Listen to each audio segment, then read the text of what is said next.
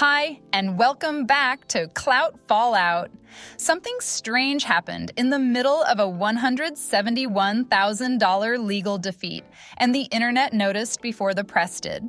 Just days after Justin Baldoni was ordered to pay the New York Times legal fees, Blake Lively and Ryan Reynolds were suddenly photographed strolling through New York City, dripping in Hermès. Coincidence? A lot of people online don't think so, and honestly, neither do I. Let's get into it, because there's a lot to unpack here, and once you see the full timeline laid out, it's hard to unsee it. Let's start with the story itself. People magazine ran a piece with the headline, "Blake Lively and Ryan Reynolds step out with coordinating Hermès bags worth over $100,000, describing the couple as spotted casually out and about in the city. On the surface, it reads like harmless celebrity fluff. But according to online commentary circulating widely on Reddit and TikTok, the timing is what makes it suspicious. This wasn't just any week for the couple. It landed right after a major legal win in the Baldoni litigation, and right when Lively's team is reportedly seeking upward of $8 million in attorney's fees of her own. So, allegedly, the optics of two Hermès bags worth a combined 6 figures were not accidental. Lively's bag reportedly resells for something in the ballpark of $68,000, while Reynolds' Birkin, yes, Reynolds was apparently carrying a Birkin, is said to be valued at around $56,800. That's a lot of leather to be casually swinging around during an active fee dispute, and plenty of viewers online have pointed out the irony. Not long ago, Lively's own attorney stood outside a courthouse and promised the public would soon see her doing good with her platform, helping young women and girls. Instead, so far, what we've gotten is a designer bag parade.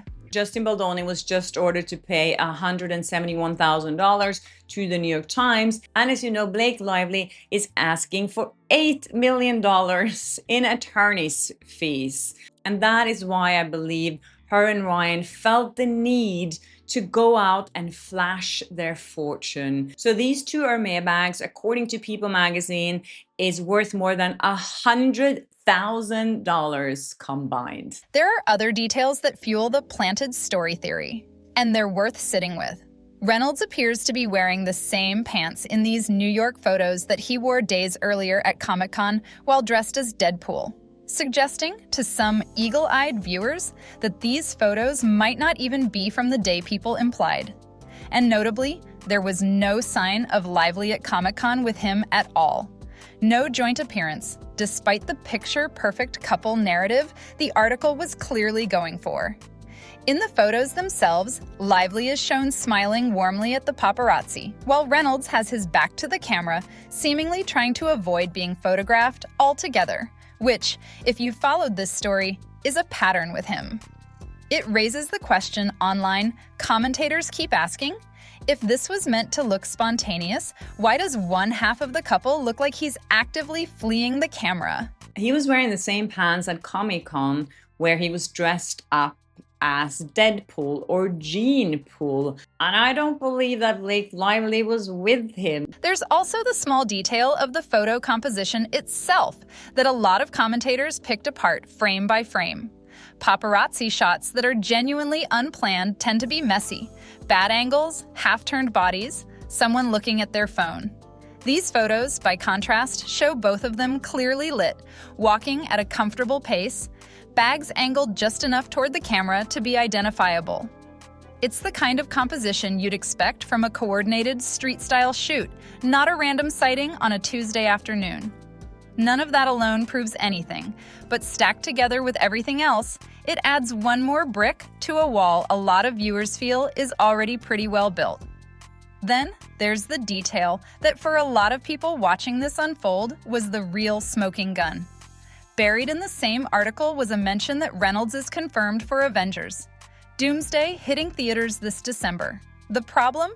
At the time this ran, that role had not been confirmed anywhere else. Not on IMDb, not by Marvel, nowhere. Reynolds reportedly crashed the Avengers panel at Comic-Con that same week, but there was no official confirmation of his casting from any Marvel-affiliated source. So how did People magazine get that detail locked down before anyone else? To a lot of viewers, and to me, that's the strongest piece of evidence yet that this wasn't organic reporting. It reads like a press release handed directly from a publicist's desk, printed without anyone double-checking where it actually came from. It's not on his IMDb, and it's not been revealed anywhere. Marvel has not confirmed it yet. He did crash the Avengers panel at Comic-Con this week, but there's been no confirmation. But according to People magazine, they got that confirmed. How did that happen? Think about it from a basic reporting standpoint. Entertainment outlets don't usually get ahead of a studio on casting news, especially something as guarded as an Avengers announcement. Marvel typically controls those reveals down to the day and the outlet. For a lifestyle magazine to casually drop it into a fashion and relationship piece as though it were common knowledge suggests the information didn't come from investigative digging. It came from someone who already knew the answer and simply handed it over. And if that's the case, it raises the obvious follow-up. Who benefits from that story running exactly when it did? A flattering, image-repairing piece about a perfect couple published in the same news cycle as a costly legal defeat for the other side is the kind of timing that public relations teams dream about. None of this is to say the bags weren't real or that the couple wasn't actually photographed. It's the framing that's in question, the choice of when to release it, what details to include, and what conveniently gets left out, like any mention of the ongoing litigation at all. And it's worth pointing out just how carefully the rest of the article was constructed around them.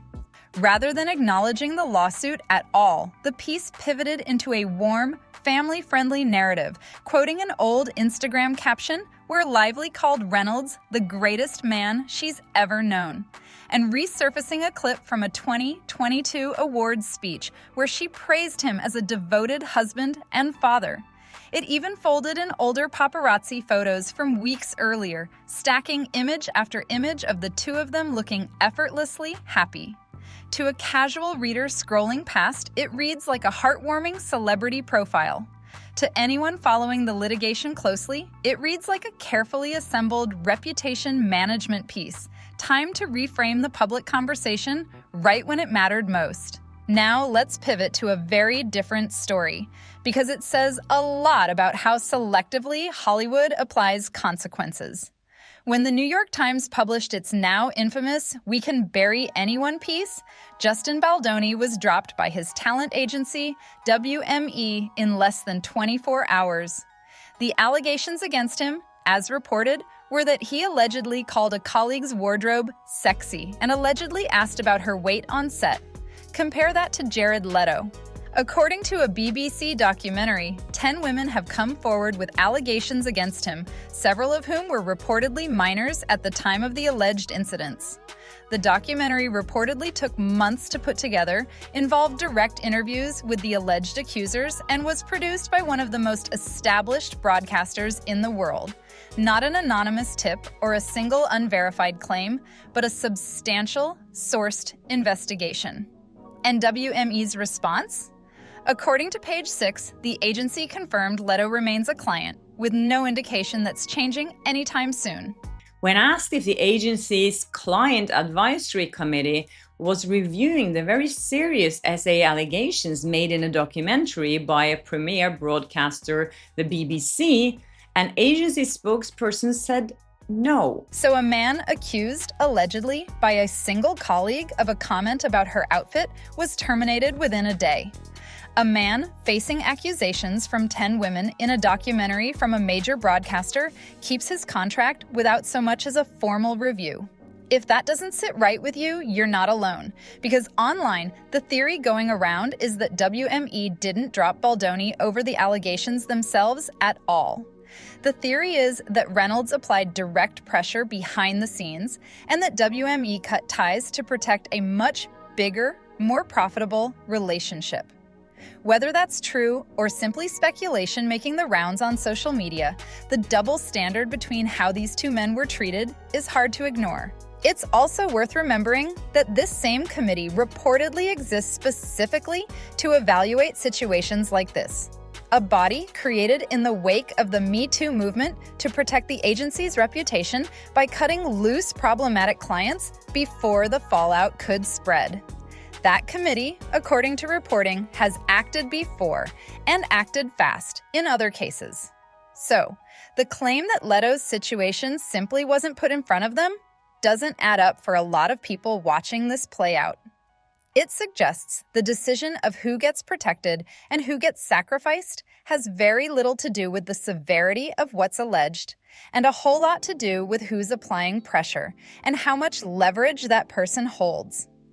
In an industry that loves to talk about accountability, this is the kind of story that quietly reveals how selective that accountability actually is. It also raises a broader question worth sitting with. What actually determines whether an agency cuts a client loose? Officially, it's supposed to be the severity and credibility of the allegations. But if that were really the deciding factor, it's hard to reconcile a single comment about someone's outfit resulting in an immediate termination, while allegations from 10 separate women result in no action at all. The far more consistent explanation, at least according to the theory circulating widely online, is leverage. Who has it, who's willing to use it, and how much revenue or influence is riding on the relationship. Baldoni, by comparison, was reportedly a much smaller client. Leto, and by extension, Reynolds, simply aren't. All right, let's end on something lighter, because we could all use it. A clip has been going viral from Bravo's House of Stassi, where at a bubonic plague-themed party, one guest showed up dressed head to toe as Blake Lively, recreating that infamous tracksuit and frizzy hair look from her viral Super Bowl appearance with Taylor Swift. Asked about the costume, she simply said the theme was bubonic plague, and she is basically the bubonic plague of our current cultural moment, so she figured she was on theme. Petty? Maybe. Hilarious? Absolutely.